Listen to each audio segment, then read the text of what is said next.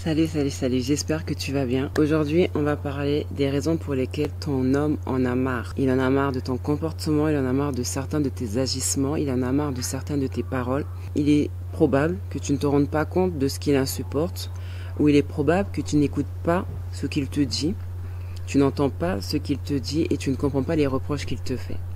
Donc aujourd'hui, je vais venir en voie d'appui, en seconde voie, à celle de ce que peut-être ton homme te fait comprendre ou cherche à te faire comprendre, pour que tu puisses prendre conscience de ce qui ne va pas et de ce qui est amélioré et de ce qui est à changer dans ton comportement et dans ton attitude envers ton homme pour que les choses aillent mieux. Tu es prête? On y va.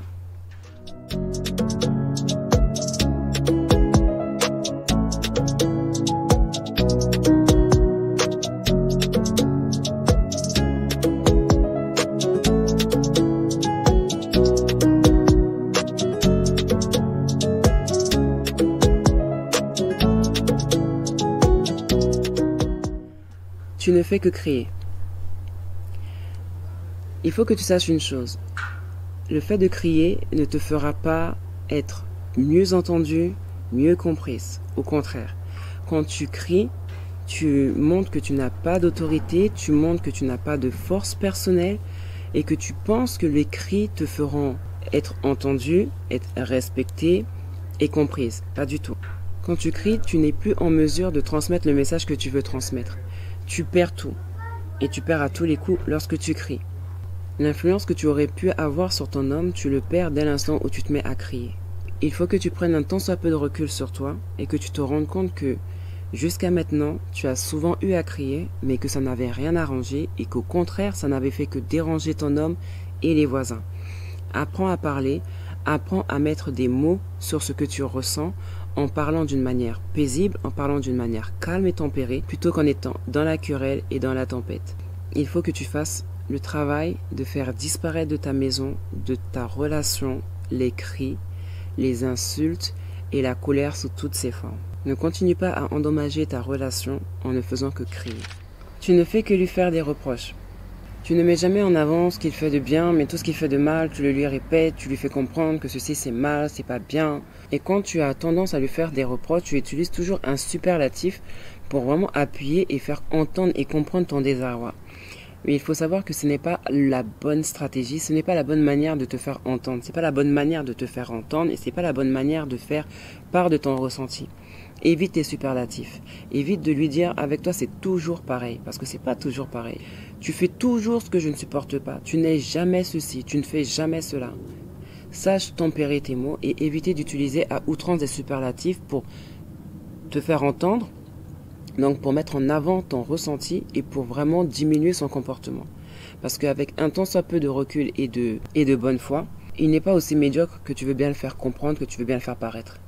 Et si tant est qu'il le soit, il y a une manière de pouvoir le ramener à changer. Mais ce n'est pas en lui faisant constamment des reproches. Ce ne sont pas les reproches qui permettent à une personne de s'améliorer. Ce ne sont pas des reproches à outrance qui permettent à une personne de s'améliorer. Il faut avoir un juste milieu. Il faut savoir faire les reproches, mais il faut également savoir faire les compliments. Avoir un juste équilibre entre les deux. Et surtout être dans le compliment et avoir une autre approche pour les reproches. Si tu veux être productif dans ta vie de couple, change ton approche lorsque tu fais des reproches à ton homme. Mais si tu veux être contre-productive, continue à lui faire que des reproches. Et tu verras où est-ce que ça va te mener. Je te le déconseille, cela dit en passant. Tu n'écoutes pas les conseils en vue de ton amélioration personnelle. Que ce soit ton homme, que ce soit les gens autour de toi qui te parlent pour te dire évite telle chose, remets-toi en question. Il n'est pas si mauvais que tu le dis, il n'est pas si mauvais que tu le crois, ou il n'est pas aussi mauvais que tu veux bien le faire croire. Il faut que tu apprennes à te remettre en question. Il faut que tu arrêtes de n'en faire qu'à ta tête. Il faut que tu arrêtes de te dire que ta méthode est la bonne et qu'il n'y a que celle-là qui marche. Ne te perds pas et ne perds pas ton couple par orgueil. Ne te dis pas que tel tu es, tel tu resteras. Non, il faut que tu saches te remettre en question, accepter les conseils, écouter les conseils. Parce que si tu écoutes les conseils, tu vas vers l'amélioration et la progression de la personne que tu es. Ne te crée pas davantage de problèmes, ni de problèmes dans ton couple, en te perdant dans la forêt de ton orgueil. Travaille sur ton caractère, sache écouter les conseils, sache écouter les reproches, sache prendre en compte les avertissements et sache considérer les signaux d'alarme. Parce qu'il faut savoir que rien n'arrive qu'aux autres. Tu parles tout le temps, de tout, sur tout et en mal. Tu parles de tout ce que tu vois, de tout ce que tu entends. Tu n'as pas de filtre, tu ne t'arrêtes pas. Et la plupart du temps, tout ce dont tu viens à parler, tu en parles en mal. Tu es souvent dans la critique, tu es souvent dans le jugement, tu es souvent dans le mépris de l'autre. Si tu penses que pour attirer l'attention de ton homme, il faut parler de tout, tout le temps, etc., tu te trompes. Sois une femme qui a des discussions intéressantes avec ton homme. Des discussions constructives dans lesquelles vous allez échanger, vous écouter et mûrir et vous instruire l'un et l'autre. Vous apporter des éléments de maturité, des éléments qui vont vous permettre de vous bâtir intellectuellement, culturellement, etc. Mais ne sois pas cette femme qui parle de tout, qui parle de ce qui se passe chez les voisins, qui critique, qui méprise, qui juge en pensant qu'elle fait mieux, elle est mieux, elle a mieux, etc. Tu es souvent irrité, irritable, en colère ou énervé. L'irritation repose facilement dans le cœur des personnes qui n'ont pas de bon sens. L'irritation repose dans le cœur des personnes qui ont une facilité à monter au créneau. L'irritation repose dans le cœur des personnes qui manquent de maturité. Il faut que tu apprennes à te maîtriser, à maîtriser tes émotions et à maîtriser tes mots, à maîtriser ton humeur. Parce que tu as tendance à être sur la défensive. Dès que ton homme te dit quelque chose, tu exploses. Tu n'écoutes pas jusqu'au bout. Et que déjà tu as manifesté ta réaction. Tu as manifesté ta colère, ton agacement, ton irritation. Tu prends tout mal. Tu n'essaies pas de comprendre. Tu n'essaies pas de l'entendre pour le comprendre. Mais tu l'entends pour lui répondre. Ton homme devrait même marcher sur des œufs pour te parler tellement tu es susceptible, tellement tu es sur la défensive. Et le problème avec ce genre de comportement, c'est que ton homme va finir par avoir peur de te parler. Et s'il a peur de te parler, il finira par ne plus rien te dire. Et s'il ne te dit plus rien, la relation commencera tout doucement à être malade. Il faut qu'il y ait une communication. Il faut que les communications et les discussions et les échanges aillent dans les deux sens. Quand toi tu lui fais des reproches, quand toi tu lui parles pour qu'il s'améliore, pour qu'il change certaines choses, il faut aussi que tu acceptes qu'il te parle, qu'il te fasse des reproches, qu'il te dise ce qu'il a à te dire. Plutôt que de t'énerver, de te refermer comme une huître parce qu'il t'aura remis à ta place, parce qu'il t'aura fait part d'un mécontentement, parce qu'il t'aura mis en lumière quelque chose qui ne t'a pas plu. Il faut que tu apprennes à accepter que lui aussi rencontre des attitudes en toi qui ne lui plaisent pas, dont il ressent le besoin de te parler pour que tu les corriges, pour que votre relation puisse aller mieux par la suite. Et il y a une chose aussi qu'il faut que tu arrêtes de faire, si toutefois tu le fais, c'est que tu dois arrêter de conserver ta colère. À force de garder la colère dans ton cœur, sans jamais rien dire et en faisant comme si tout allait bien, cette colère va exercer une pression en toi. Et le problème avec cette pression, c'est qu'elle va exploser au moment où tu t'y attendras le moins. Et tu feras beaucoup plus de dégâts que tu ne le penses. Il faut absolument que tu saches non seulement maîtriser tes émotions, mais que lorsque tu as une émotion négative, qu'après l'avoir maîtrisée et après l'avoir refroidi, que tu en parles à ton homme d'une manière posée, et non en ayant conservé la colère, et non en ayant gardé, et d'exploser au moment où ça n'avait rien à voir avec le problème. Tu sais, ce genre de moment où tu exploses en colère sur un problème qui n'avait rien à voir avec la colère dont tu parles. Voilà, ne garde pas ta colère. S'il y a quelque chose qui ne va pas, dis-le, afin de ne pas altérer, de ne pas endommager davantage ta relation avec ton homme. Tu ne prends pas en compte ses sentiments. Lorsque lui voudra te parler de quelque chose, tu ne vas pas considérer ce qu'il va te dire. Tu as tendance à te confier à ton homme et à lui dire que telle chose ne va pas, tu ressens telle chose, que ce soit à son encontre ou par rapport à une autre personne ou à une autre situation extérieure à ton couple. Il faut que tu saches que un jour, que ton homme est un humain lui aussi, et qu'il a un cœur, qu'il a des émotions, des sentiments dont il peut te faire part. Et le moment venu de t'en faire part, il ne faut pas que tu sois distante, il ne faut pas que tu sois froide, il ne faut pas que tu sois inintéressée, il ne faut pas que tu te montres inintéressée. Lorsqu'il s'ouvre à toi, ce que beaucoup ne font pas facilement, il faut que tu le réceptionnes. Il faut que tu l'accueilles. Il faut que tu lui montres qu'avec toi, il peut te parler, qu'il puisse se sentir en confiance. Sinon, lui aussi peut se retirer, peut se refermer comme une huître et aller se confier à quelqu'un d'autre. Tu es censé être une aide pour lui. Tu n'es pas censé l'orienter vers quelqu'un d'autre, à part si c'est en dehors de tes compétences et que ça relève d'un professionnel, etc. Mais la première personne à laquelle ton homme va parler, c'est toi. Donc il faut que tu considères ses sentiments, que tu considères ses ressentiments. Et non que tu ne mettes en avant que toi, ce que tu vis, ce que tu ressens. Et quand tu l'écoutes, apprends à l'écouter de manière active, apprends à l'écouter de manière efficace, apprends à l'écouter pour le comprendre. Ne sois pas de ceux ni de celles qui vont écouter une personne et qui vont rebondir en parlant de ce que eux ont vécu, de ce que eux ont ressenti et que ça leur est déjà arrivé, et donc de minimiser ce que l'autre est en train de dire pour soi se mettre en avant. N'arrête pas ton conjoint pendant qu'il est en train de te parler, pendant qu'il est en train de se confier à toi. Ne l'arrête pas en cours de route. Laisse-le aller jusqu'au bout de sa pensée. Et lorsque le temps de parole te sera accordé, c'est là que maintenant tu pourras parler. Mais évite quand il se confie à toi de ramener les choses à toi. Évite de minimiser ses sentiments. Évite de les mépriser.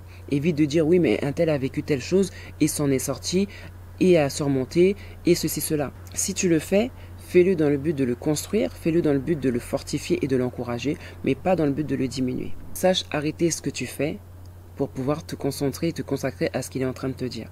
Il est très important de gagner la confiance de ton homme en sachant l'écouter lorsqu'il s'ouvre à toi. La chose qu'il ne faut pas faire et qui est très contre-productive, c'est bien de parler du passé, de ressasser, de ruminer et de toujours ramener le passé dans le présent. Quel que soit le problème que tu as rencontré dans ton passé, tu dois le laisser à sa place.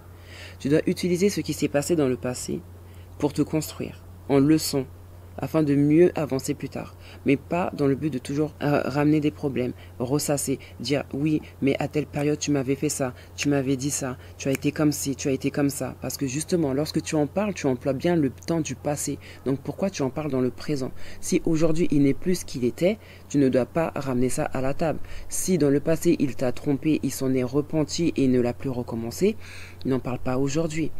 Même si tu as des doutes, même si tu as des craintes, même si tu as des peurs par rapport à ça, cela te concerne mais ne le concerne pas. Lui, il a fait son mea culpa, maintenant il en va de toi, de guérir de ce mal, mal que tu as rencontré et de surmonter et non d'empoisonner ton présent avec le passé à outrance.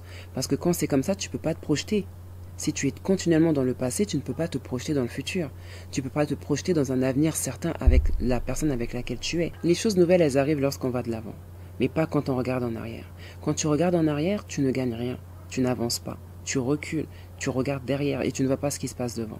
Et tu ne vois pas la beauté du présent dans lequel tu es et la beauté de l'avenir auquel tu te prépares, auquel tu aspires. Le passé doit te donner une ligne de conduite, une feuille de route, mais ne doit pas influencer ni impacter négativement ton présent. Si tu n'as pas guéri, si tu n'as pas pardonné, si tu n'as pas passé l'éponge sur certains faits du passé et que ça t'empoisonne encore dans ton présent, le travail te revient. Tu n'es pas souriante. Quand tu rentres du travail ou quand tu rentres du travail, tu as le visage chéri, tu as la bouche pincée. À croire que c'est à cause de lui que tu aurais passé une mauvaise journée. Tu ne manifestes aucune joie lorsque tu le retrouves, sachant qu'il aurait pu se passer beaucoup de choses entre le travail et la maison. Le problème, il est là. Le problème, il est que tu es toujours le visage serré. Il y a une citation qui dit qu'une femme en colère ressemble à un ours. Il faut que tu apprennes à te détendre et à détendre ton visage. Quel que soit le mécontentement dont tu as pu avoir dans la journée, quelle que soit la colère dans laquelle tu peux éventuellement être, ce qui est totalement normal, apprends à sourire parce que même lorsque tu vas sourire, ça va jouer sur ton humeur, ça va t'apaiser. Et le problème que tu as n'aura plus une aussi grande place que tu ne le lui en avais accordé que quand tu as été en train de serrer ton visage. Prends le temps de respirer et de te dire qu'il faut que tu souris, il faut que tu sois agréable et que déjà ça va travailler sur toi et ça va aussi travailler sur ton homme.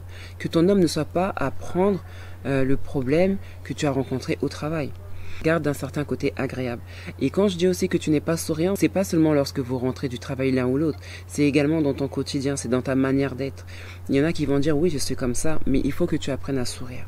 Une personne qui est souriante est plus attirante qu'une personne qui ne sourit pas. Parce qu'une personne qui ne sourit pas est une personne qui est repoussante. C'est une personne vers laquelle on n'a pas envie d'aller. Alors si tu veux continuer à repousser ton mari en ayant le visage serré, en ayant l'aspect d'un ours, continue. Et si tu veux l'attirer à toi, tu sais quoi faire. Tu fais toujours la gueule devant les gens. Vous pouvez être en groupe, vous pouvez être en famille, vous pouvez être entre amis. Il y a toujours une personne qui fait la gueule et cette personne c'est toi. Même s'il y a des personnes dans cette communauté, dans ce groupe dans lequel tu es, qui ne te plaisent pas, ou etc., ou si tu as un problème antérieur qui te dérange, ne sois pas celle qui est toujours en train de faire la tête. Ne sois pas celle qui casse l'ambiance par son comportement, par sa froideur, par sa distance, par son silence. Parce qu'on sait que garder le silence c'est bien, mais que par moments ça devient gênant. Quand vous êtes en groupe, joue le jeu. Et si tu vois que c'est au-dessus de tes forces d'être agréable et de ne pas faire la tête, dans ce cas n'y va pas. Dans ce cas ne te joins pas à eux. Il vaut mieux être absente plutôt que d'être gênante. C'est mon point de vue. Tu en fais trop ou tu en dis trop. Ça fait partie du manque de maîtrise. Ça fait partie du manque d'équilibre. Lorsque tu es avec des gens, lorsque tu es avec ton homme, il y a des moments où on a tendance à être dans une exubérance qui nous ramène à trop en dire ou à trop en faire. Et c'est là que ça devient gênant. Il faut que tu apprennes à te maîtriser, comme je le disais tantôt, il faut que tu apprennes à te maîtriser, il faut que tu apprennes à prendre sur toi. Il faut que tu apprennes à être dans la retenue et à avoir des filtres. Il ne faut pas que tu puisses être une passoire. Il faut que tu sois une personne qui sache garder des choses, savoir ce que tu vas dire, comment tu vas les dire.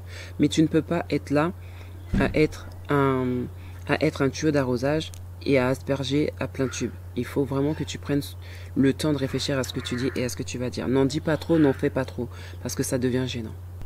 Il y a une citation qui dit qu'un sage ne dévoile pas toute sa connaissance ni tout son savoir.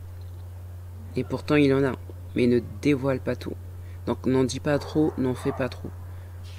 Tu gaspilles l'argent, tu n'as pas la pensée du lendemain. Tout ce que tu veux acheter, tu l'achètes. Tout ce qui te passe par la tête, tu l'achètes. Tu n'as pas d'économie. Tu n'as pas d'argent pour au cas où. On dit que l'argent répond à tout, mais le problème c'est qu'avec toi, l'argent répond à tous tes caprices. L'argent répond à toutes tes envies, quelles qu'elles soient, les plus farfelues, les plus saugrenues, tout ce que tu peux vouloir, tu l'achètes. Alors maintenant que tu as Amazon Prime, la carte bleue elle chauffe. Mais une femme prudente, justement, ne peut pas avoir ce genre de comportement. Et ton homme a besoin, si par exemple lui il est dépensier, que tu sois une femme qui puisse justement cadrer ses dépenses, que tu sois une femme qui sache épargner, qui sache mettre de l'argent de côté. Et si ton homme est un homme justement qui est très carré, qui est très dans la retenue en ce qui concerne les finances, qui est très prudent, il faut que vous alliez dans le même sens. Ok, l'argent répond à tout, mais il faut aussi que l'argent que tu as ou l'argent que vous avez sache répondre aux imprévus que vous serez amené à rencontrer. Parce que dans la vie, il y a des imprévus. Il faut que l'argent, qui répond à tout, puisse aussi répondre à ces imprévus-là. Être une femme qui est à la pointe de la modernité, à la pointe de la technologie, c'est très bien, c'est une bonne chose. Mais une femme en laquelle l'homme a confiance parce qu'elle est sérieuse dans la gestion des finances, c'est encore mieux. Tu parles sans sagesse, tu parles sans réfléchir, tu dis les choses sans mettre les formes, sans arrondir les angles. Et résultat des courses, tu le blesses, tu l'offenses, tu le décourages et tu le casses dans son élan. Ce n'est pas parce que c'est ton homme, que tu le vois nu, que tu connais les moindres de ses défauts, que tu peux te permettre de lui parler comme s'il était un moins que rien. Parce que tu te dis qu'il est acquis. Sache que rien n'est acquis. Personne n'est acquis. Il faut que tu fasses attention à la manière que tu as de parler à ton homme. Ton homme mérite le respect. Soit ta bouche apporte la paix, soit ta bouche apporte la division. Soit ta bouche apporte la guérison des blessures, soit ta bouche apporte la réouverture des blessures. Utilise ta bouche à bon escient si tu veux avoir un impact positif sur la vie de ton homme. Tu ne fais pas d'efforts vestimentaires. Le fait que vous soyez ensemble depuis un certain nombre d'années ne te laisse pas le droit de te laisser aller. Au contraire, il faut que tu apprennes à cultiver ce que ton mari a aimé en toi. C'est la seule manière de vraiment briser la romance qu'il peut y avoir dans un couple quand on a tendance à se laisser aller, surtout vestimentairement parlant. Comme je le disais tout à l'heure, de la même manière que tu penses que ton homme est acquis, dans ce domaine, il ne faut pas que tu te dises que les choses sont acquises également. Il faut que tu continues à t'entretenir. Et si tu ne le faisais pas, il faut que tu commences à le faire. Parce que les hommes sont sensibles à ce qu'ils voient. Et ils aiment ce qui est agréable. Ils aiment ce qui est beau. Et il faut que tu cultives cela. Il faut que tu entretiennes cela. Ne serait-ce que pour toi-même. Avant que ça soit pour ton homme, ne serait-ce que pour toi-même. Que tu saches prendre soin de toi, que tu saches te parfumer la peau avec un lait, que tu saches te mettre une belle tenue, même si c'est pour rester à la maison. Tu n'es pas obligé de porter ce gros vieux jogging que tu traînes depuis que tu étais au collège. Il faut que tu prennes soin de toi, il faut que tu arrêtes de te laisser aller. Il ne faut pas que quand tu te lèves le matin, que ton homme ait le temps de voir et de voir certaines choses. Il faut que tu prennes soin de toi dès le matin. Il ne faut pas que tu sentes mauvais d'en bas à longueur de temps. Il faut que tu prennes soin de toi et il y en a des vidéos et il y en a des astuces pour avoir toujours une bonne odeur corporelle. Prends soin de ton haleine. Le problème, c'est qu'il y a des personnes qui sentent de la bouche et qui aiment parler aux gens en face. Prends soin de toi. Essaye de ne vraiment rien laisser au hasard. Entretiens-toi. Ne te dis pas que c'est acquis. Déjà pour toi, en tant que femme, pour toi, prends soin de toi. Sois une femme qui s'aime et qui prend soin d'elle. Et qui est un homme à qui elle doit continuer à plaire. Tu dois continuer à plaire à ton homme. Même quand tu es coiffé, quelle que soit la coiffure que tu as, prends toujours le temps de laver tes cheveux. Prends toujours le temps de sentir bon, mais vraiment de la tête aux pieds.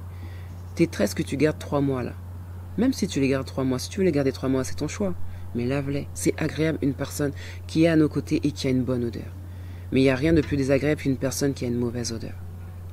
avec laquelle on dort, avec laquelle on se couche, avec laquelle on se réveille, etc., avec laquelle on parle. Avec le temps, on est censé se bonifier, mais le problème, c'est qu'avec le temps, il y en a beaucoup qui sont en train de faner. Rien n'est acquis, personne n'est acquis. On entretient et on cultive les choses. L'herbe n'est pas plus verte ailleurs. L'herbe ne l'est que lorsqu'on en prend soin. Alors prends soin de toi. Tu n'investis que sur ton apparence. Pour toi, il n'y a que l'apparence qui compte, mais tu n'investis pas à l'intérieur. Pour toi, l'essentiel, c'est ce que les gens voient. Tu préfères paraître plutôt que d'être. Et il est là le problème, parce que ton homme te connaît mieux que ceux qui sont à l'extérieur. Ton homme sait quand tu es vrai et quand tu es fausse. Ton homme sait que quand tu fais cette voix douce à l'extérieur, à la maison, il entend autre chose. À l'extérieur, tu peux te montrer douce. À l'extérieur, tu peux te montrer avenante envers ton homme. Mais ton homme sait que quand il va rentrer à la maison, il va voir le masque tomber. La douceur, la compassion, l'attention que tu as montré devant les gens pour faire genre, moi je suis une femme, mon mari j'en prends soin, je l'aime, etc. Ton mari, quand il rentre à la maison, il voit autre chose, il entend autre chose et il sent autre chose. Arrête de n'investir que sur l'extérieur. Arrête d'avoir une attitude et un comportement juste pour bluffer les gens. Sois vrai, sois authentique, sois toi. Et si tu n'es pas ce que tu montres à l'extérieur, travaille pour le devenir. Travaille pour le devenir. Mais arrête d'être fausse. Arrête de montrer le beau tableau dehors et de montrer le mauvais tableau à la maison. Une fois, j'ai complimenté un ami sur sa femme et il m'a dit, ce dont tu parles, je le regarde avec des lunettes. Je vous laisse comprendre. Arrête d'être celle qui en met plein la vue extérieurement et qui déçoit vraiment intérieurement. Les autres n'ont pas besoin de ce que tu montres. Au contraire, il y a des choses que tu montres à l'extérieur, les gens savent que au fond, c'est pas ça. Parce qu'il y a des choses qui sont naturelles, qui émanent vraiment de la personne. Sois authentique. N'investis pas qu'à l'extérieur, investis à l'intérieur. Aie ce cœur doux, aie ce cœur patient, aie ce cœur qui aime. Sois cette femme de véritable douceur, de profonde compassion, compréhension et de patience envers ton homme. Ton comportement l'indispose. Tes réflexions l'indisposent. Tes commentaires l'indisposent. Et le problème, c'est que la plupart du temps, il va chercher à se retirer parce qu'il va se dire que quand je suis en sa compagnie, elle ne fait que me critiquer, que me faire des reproches, que me faire des réflexions, que me piquer, que me juger. Et il va souvent être le moins possible en ta compagnie. Tu vas avoir un foyer divisé. Et c'est pas forcément qu'il sera dehors, mais ça sera qu'il sera dans la chambre et toi au salon. Et je pense pas que ce soit l'atmosphère dans laquelle tu as envie de vivre. On a tous besoin de paix. Et la paix est ce qu'il y a de plus important dans une relation. Le problème, c'est qu'il y a des hommes qui ne trouvent pas cette paix dans leur foyer, auprès de leur femme. Et qui ressentent justement le besoin d'être dehors, qui ressentent le besoin d'être avec des amis, et malheureusement, des fois, qui ressentent le besoin d'être avec d'autres femmes qui leur apportent cette paix qu'ils n'ont pas dans leur maison. Mais c'est pour vous dire que la paix est très importante dans une relation. Déjà, la paix, elle est très importante personnellement. Et si on a la paix à l'intérieur de soi, on ne peut que la manifester aussi autour de soi. Apprends à régler le problème qui t'empêche d'être en paix à l'intérieur. Parce que sans cette paix à l'intérieur, tu vas vraiment endommager tes relations autour de toi.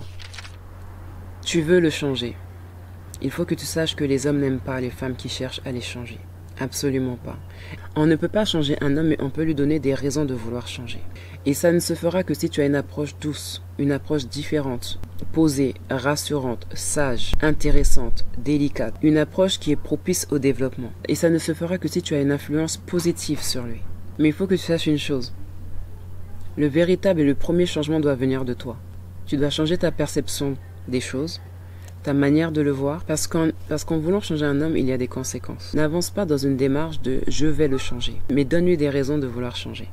Tu peux lui donner des raisons de vouloir devenir un meilleur homme, une meilleure personne, un meilleur père, un meilleur mari, un meilleur ami. Mais tout cela dépendra de ton approche envers lui, et tout cela dépendra aussi de l'influence que tu as sur lui. On sait qu'une femme fait un homme, et on sait aussi qu'une femme défait un homme. Mais l'un ou l'autre n'arrivera qu'en fonction de l'influence que tu as sur la personne. Il faut que tu aies une influence positive, mais ne te dis pas que tu vas le changer.